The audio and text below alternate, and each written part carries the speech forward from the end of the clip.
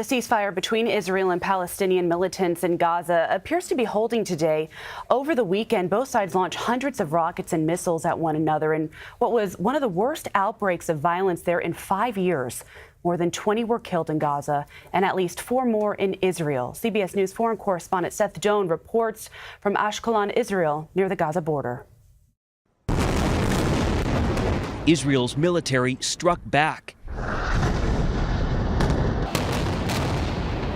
hitting about 350 targets in the Gaza Strip. One of those Palestinian targets had been riding in this car.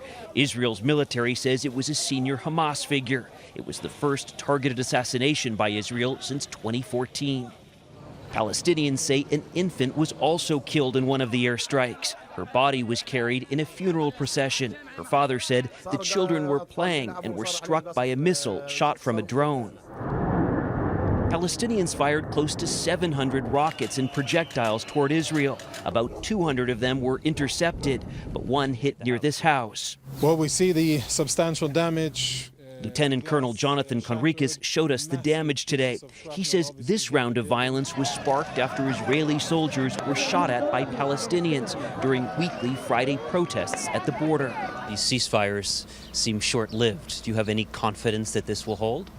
There's no balance in this equation, and unfortunately, once the other side has an open goal of trying to militarily destroy Israel, it leaves very little room for optimism.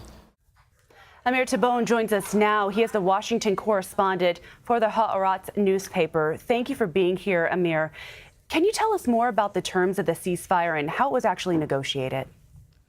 Well, one of the problems is that a lot of these negotiations are being held in secret, and we, the media in Israel, don't get the full picture about it. We are fed by different stories that come out in Palestinian media and Arab newspapers, and we are trying to build a picture to combine that with the little bits of information that do come out of the Israeli government or the UN, all the sides that are involved in the negotiation.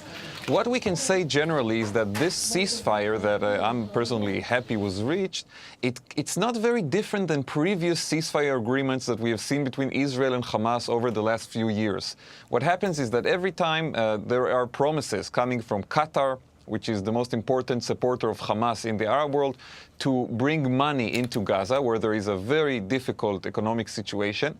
And Israel agrees for that money to come in, but then there are all kinds of delays and problems. And once that happens, we see these outbursts of violence. So I think that this ceasefire right now, the terms would probably be money coming into Gaza from the Qataris, Israel giving all kinds of humanitarian and economic gestures that would allow to improve somewhat the situation, and Hamas holding back with the rocket fire. But it doesn't seem very stable. It looks like this ceasefire, because it's not very different than the previous ones, it might not hold for too long. And you mentioned the outbreak of violence. Well, this time it came amid peace talks mediated by the Egyptians. So where do those talks stand now? So again, these are the talks that I mentioned, that we see Egypt and Qatar and the UN. The United States is not involved, but these players are trying to mediate and to solve this long-term problem that we have between Gaza and Hamas and Israel. And the talks are still going. And actually, as the fire was raging, as these rockets were launched at Israel and we saw the IDF bomb in Gaza, the talks continued in Egypt. But these are not direct negotiations. It's not Israelis sitting at the table and Hamas on the other side. It's the Egyptians, the Qataris doing the mediation and passing messages between the two sides. And that's why it's not a very effective mediation. It's not a very effective negotiation. Every time we do see an agreement come out of it, but usually it holds for a few weeks, at the best case a few months, and then everything blows up again. Well, the U.S. State Department did issue a statement saying, quote, "We stand with Israel." So how has the international community responded to the events that happened over the weekend? So we did see the Trump administration come and say that they support Israel and that they hope the ceasefire will be resumed, which is what we saw happen yesterday. And we did see condemnations coming from some European countries. I think the most important reaction actually was from the Arab world. We did not see, unlike in some previous cases, any denunciations of Israel coming from the Arab world. We didn't see leading Arab countries coming to express support for Hamas. I think this shows that there is some fatigue in the Arab world from this issue.